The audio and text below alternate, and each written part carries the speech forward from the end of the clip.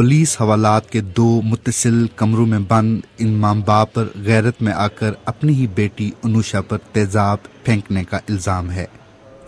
8वीं जमात की तालबा अनुषा का कसूर ये था कि उसने एक लड़के की तरफ देखा।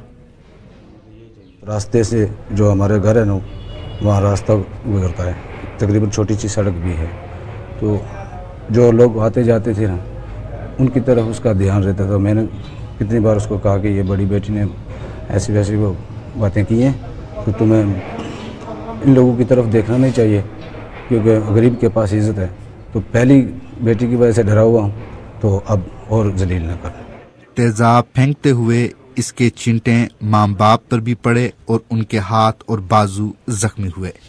वालदा कहती हैं कि उनकी बेटी माफी मांगती रही, लेकिन उस वक्त तक बहुत देर हो चुकी थी।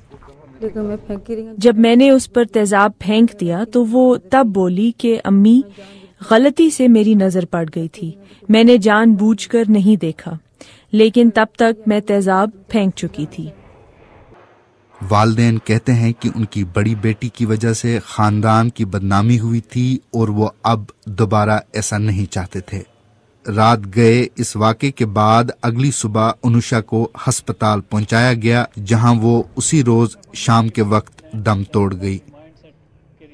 ज़्यादा चलने वाला हिस्सा जो था वो सर था, और इसका मतलब था कि सर के ऊपर ज़्यादा गिराया गया था, और बाकी जिस्म भी उसका जला हुआ था। सीने का हिस्सा था, बैक सारा, बोथ लिम्स, अपर लिम्स और बोथ लोअर लिम्स। वालिदैन ने बाज अजीजों को ये बताया कि उनकी बेटी ने खुदकुशी कर ली है। पुलिस ने BBC को पाकिस्तान के ज़ेर इंतज़ाम कश्मीर के उस गांव में वो घर दिखाया जिसमें ये वाक़या पेश आया। अनुषा के वालिद मोहम्मद जफर ने वो जगह बताई जहां गैरत के नाम पर वालदा ने अपनी बेटी पर तेजाब फेंका और वो खुद तेजाब साफ करने की कोशिश करते रहे। उनके बाकी बच्चे अभी तक ये समझने से कासर हैं कि उनकी 15 साल की बहन के साथ क्या हुआ।